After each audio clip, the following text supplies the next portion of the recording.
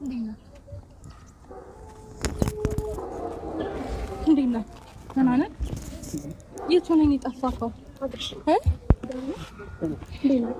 አለ የት ነበር? ወንድሜ ጨብጠኝ ብራን እንዴት እና ወደ እኔ እስኪ ምን ሆነ ነው የጠፋኸው?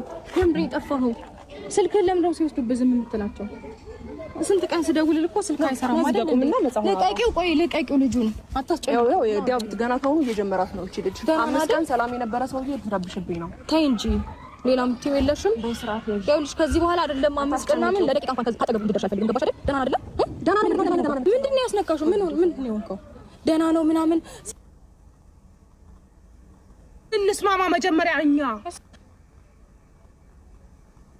ደግሞ ከሀገር እንድትወጣ እናመቻችልን። ተረዳኸኝ አይደለም እኮ ዴቫ አልገባህም እዚህ ጋር። አይ ድራማችሁን ተው አቀልዱብን እንዴ! ምንድነው እየተፈጠረ ያለው? ብቻ ግን ቤተሰቦች እንዳያችሁት ነው። አብርሃም ተመልሶ መጥቷል እና ምን አልኳችሁ? ሩታና አብርሃም ተገናኙ አላልኳችሁም? እኔ መረጃው ደርሶኛል ስላችሁ ዝም ብዬ አይደለም። እና ለዚህ ዩቲዩብ ቻናል አዲስ ከሆናችሁ ሰብስክራይብ፣ ላይክ፣ ኮሜንት ማድረግ እንዳይረሳ። ፈጣን መረጃዎችና ደስ የሚሉ ወሬዎችን መስማት ከፈለጋችሁ አንድ ላይ እንዝናናለን፣ ሀሳብ እንሰጣለን። ብቻ ግን ቤተሰቦች ከ30 ደቂቃ በኋላ 2 ቪዲዮ ለቅላችኋለሁ። በዛኛውም በአብርሽም ቪዲዮ ለቅላችኋለሁ እና ቀድሜ የአብርሽም ቪዲዮ ለቅላችኋለሁ። ለዚህ ዩቲዩብ ቻናል አዲስ ከሆናችሁ ሰብስክራይብ እንዳትረሱ።